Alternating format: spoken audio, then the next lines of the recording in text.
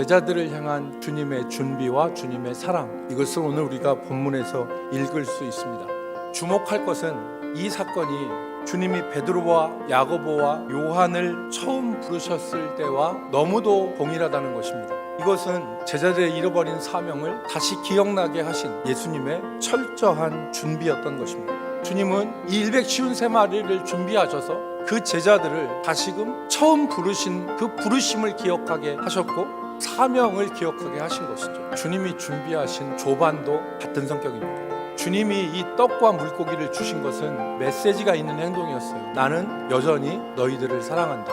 베드로는 예수님을 3번 저주하고 예수님을 부인했고, 예수님이 십자가에 달려 고통받으실 때 제자들은 도망쳤습니다. 그런 제자들을 향하여서 주님이 떡과 물고기를 주신 것은 그럼에도 불구하고 여전히 제자들을 사랑하신다는 표현인 것입니다. 주님은 조반을 드시고 나서 베드로에게 묻습니다. 요한의 아들아, 내가 나를 사랑하느냐? 주님은 이 동일한 질문을 3번이나 반복하셨습니다. 이 거듭된 3번의 질문은 베드로의 거듭된 3번의 부인을 생각하게 합니다. 이것은 상처를 후벼파기 위한 것이 아니라 베드로의 상처를 치유하기 위한 주님의 준비된 질문이었습니다. 더 이상 과거의 잘못으로 인하여서 괴로워하지 않기를 원하시고 그 상처가 치유되어 낫기를 바람으로 주님이 물으신 질문이었던 것입니다. 오늘 우리를 위하여서도 주님이 물고기와 조반을 준비하신다는 것입니다. 사명을 잊고 세상에서 방황하고 살아갈 때 주님은 처음 만날 때를 다시 기억하게 하는 사건을 준비하셔서 우리로 사명을 회복하게 하십니다. 그래서 오늘 우리가 기억할 것은 첫 번째로 특별한 사건 가운데 들어있는 하나님의 뜻을 찾으려고 애써야 됩니다. 고통, 낙심, 그런 것들이 우리 삶 가운데서 의미 없이 일어나지는 않습니다. 거기에 주님의 뜻이 담겨 있는 것입니다.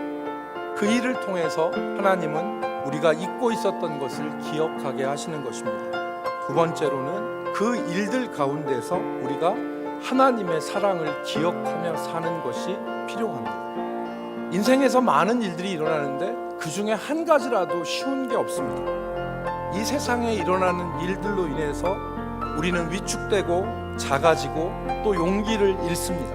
마귀는 이런 일이 있을 때마다 우리를 비난하고 우리를 정죄합니다. 너는 못난 놈이야, 너는 아무 일에도 쓸모없어 라고 얘기하면서 온갖 저주와 정죄로 우리를 낙심하게 만듭니다. 이때 우리가 생각할 것이 주님의 사랑입니다. 우리의 부족함에도 불구하고 여전히 우리를 사랑하시고 여전히 우리에게 조반을 먹이시는 주님이 우리 곁에 계십니다.